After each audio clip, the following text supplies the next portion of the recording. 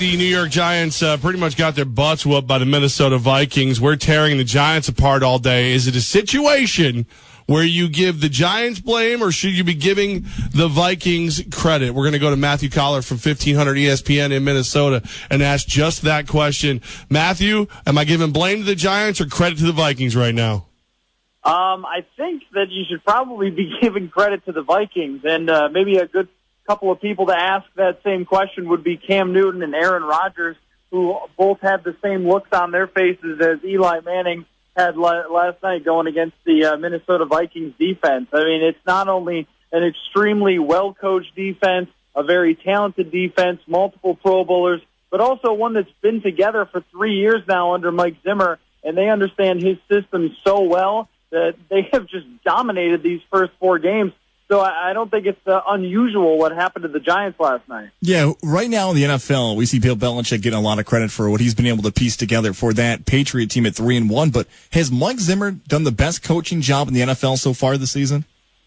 If you were going to do the quarter mark coach of the year, yeah, I think he wins it going away. I mean, yeah, what Belichick has been able to do to go 3-1 is impressive, but to lose here in Minnesota, the starting quarterback who they really believed in, and Mike Zimmer looks at Teddy Bridgewater as being the franchise quarterback, and kind of he's become almost like a father figure to Bridgewater. That's how much it meant to them going into the season, how excited they were, and then to lose him, bring in a new quarterback and prepare that quarterback in basically a week and a half, and then start the season 4-0. Oh, yeah, and by the way, lose Adrian Peterson, your top offensive star. I mean, Zimmer has done just a fantastic job, and the offense came alive last night a little bit for the Vikings, but it's been their defense that carries them, and that's been Mike Zimmer's calling card for his entire career. Matthew Coller joining us right here on 104.5 The Team. He's from 1500 ESPN. And Matthew, when you look at a situation like what broke down on the field yesterday with Odell Beckham Jr. and Xavier Rhodes, is this a situation where the rest of the league is looking at OBJ and saying, we can get in that young man's head and we don't have to worry about one-handed catches because he's either going to get kicked out or just be a nothing factor? Yeah, it's really interesting. Last week I asked everybody that I could about Odell Beckham and his temperament, and every single person to a man said, this includes Xavier Rhodes and Captain Munnerlyn, Harrison Smith, they all said, we're not going to get into that. We're not going to get into that. But it was pretty clear that Xavier Rhodes understood that one of the shortcomings of Odell Beckham is his temperament, and you can get underneath his skin. And Rhodes just pushing the edges just a little bit. He's a foot out of bounds or so, and that extra little love tap, and then Beckham loses it, right? And I think another part of it was that Rhodes is a tremendous cornerback, and it kind of had his coming out party last night, but people here in Minnesota have known about him for quite some time and how talented he is. He's also 6'1" and 200 pounds and is very physical with wide receivers, and I think he was so physical with Odell Beckham that he was getting frustrated up to that point because he couldn't get open, and then that sort of snapped him. But, yeah, I think that the word is out around the league. I think any team that goes up against Odell Beckham will be saying, what can we say to him, what can we do to him to get him to go off, because at least he's going to give us some sort of penalty, because now it seems like the referees, they just have his number too. They're looking for it every time he goes out there. After last night's win, Matthew, do you believe this Vikings team is the best team in the NFC? I think they're the best team in the NFL. Wow. I would go even farther than that. And part of it is because I think that Sam Bradford is finally showing the Sam Bradford that got him drafted number 1 overall. And, I've wondered throughout his career at times what happened there and if he was a bust. And it's starting to look more and more like his time in St. Louis was just bad based on the fact that St. Louis had a really terrible team. And then in Philadelphia, the second half of last year, he showed signs that he could be a good quarterback, and now he's in the best situation that he's ever been in. Not only does he have a defense that's going to give him a chance to win, but he's got offensive weapons. Stephon Diggs has emerged as a true number 1 wide receiver, and Bradford and tight end Kyle Rudolph, I'm sure some fantasy players would be aware of this, know that they have instant chemistry. Rudolph has 3 touchdown catches in 3 games. And I think there's a lot of ways to go. The offensive line played their best game last night. The running game had their best game. And if they continue to play like that on offense and have the league's best defense, I think there's going to be a lot of teams that have a tough time beating them. Matthew, there's a team up in our neck of the woods, a little farther over, the New England Patriots that just got Tom Brady back. That heard you say the Vikings are the best team in the NFL, and just got a little chip on their shoulder. You're not even worried about them? It's not that I would say that they're not one of the best teams in the NFL with Tom Brady. They deserve to be. They still got shut out against the Buffalo Bills last week. I know they're playing their third-string quarterback there. They did have some trouble slowing down the Bills' running game and passing with Tyrod Taylor. But, I mean, think about the competition that the Vikings have played so far. Not only have they battled through all these different things, the quarterback injury, the running back, they lost their left tackle for the season, too, Matt Khalil. And here they are at 4-0 after facing Eli Manning, Cam Newton, Aaron Rodgers. I mean, to me, they have the best case. Now, will they end up as the best team when it's all said and done? I mean, I don't know. Injuries play such a big role, and lots of things can happen throughout a season. But if we're doing our power rankings just through Week 4, considering how tough this schedule has been, and to come out with all wins, I think is pretty incredible. Matthew, I'm sure you're going to get this question a lot throughout the season, but what is it going to take for Sam Bradford to be the guy in Minnesota? Is there a certain level he has to hit, a certain style of play before Vikings fans think, we want Bradford over Teddy Bridgewater for the future?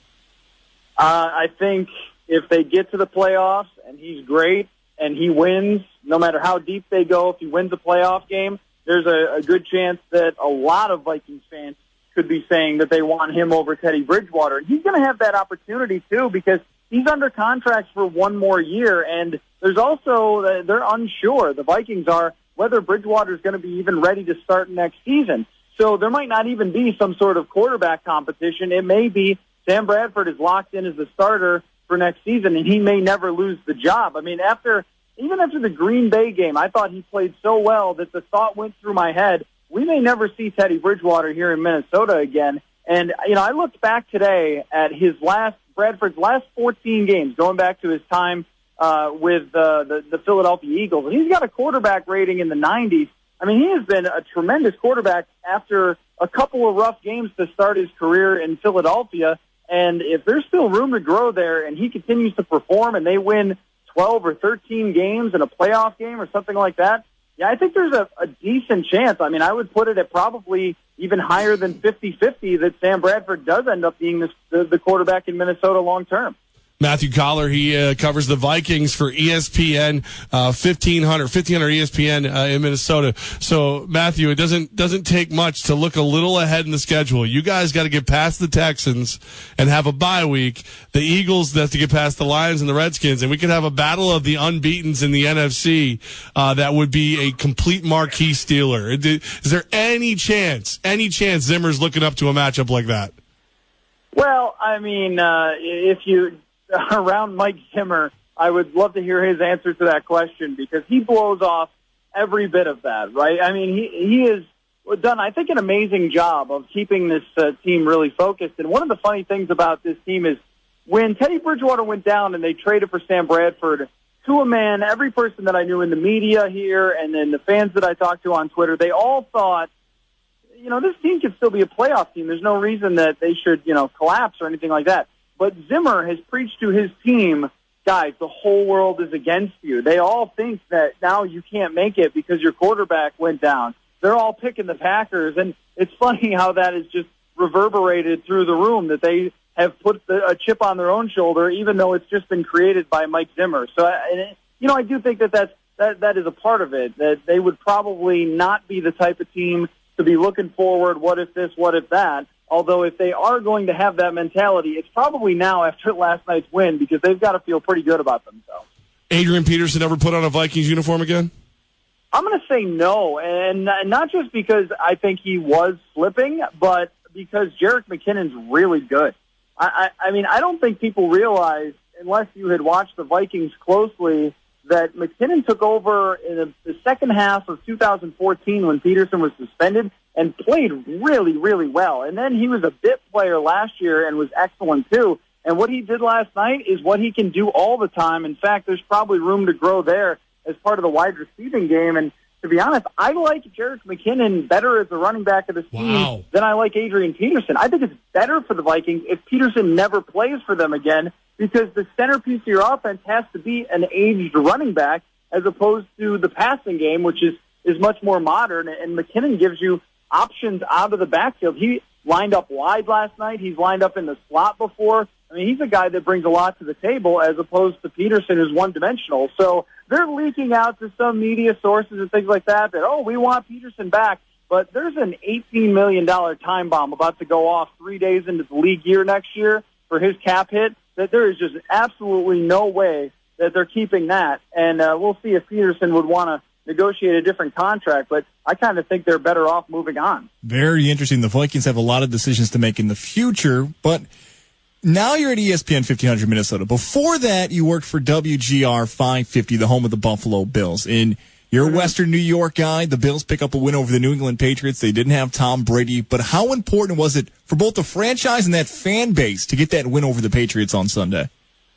It's kind of funny that I think that if you were just picking the Bills when you got the schedule out, you would have ended up at 2-2 after 4 games, and it would have been the exact opposite, 2-2. Right. You would have thought you'd get the first 2 wins against Baltimore and the Jets, and then lose the next 2 to Arizona and New England. But, it's the third-string quarterback. But Rex Ryan's defense finally showed up a little. They finally played to a little bit of his bravado. And I think that the Bills can be a playoff team when you look around at some of the contenders for that last wild card spot. That, there are a lot of teams that really qualify as mediocre in the AFC. And, looking through the Bills' schedule, there's a lot of opportunities for them to win. I mean, you would expect them to beat the Dolphins, who look like a complete train wreck. You would expect that they get the next one maybe away from the Jets because Ryan Fitzpatrick is throwing it to the other team at a ridiculous rate at this point and may not even be the quarterback by the next time they face him.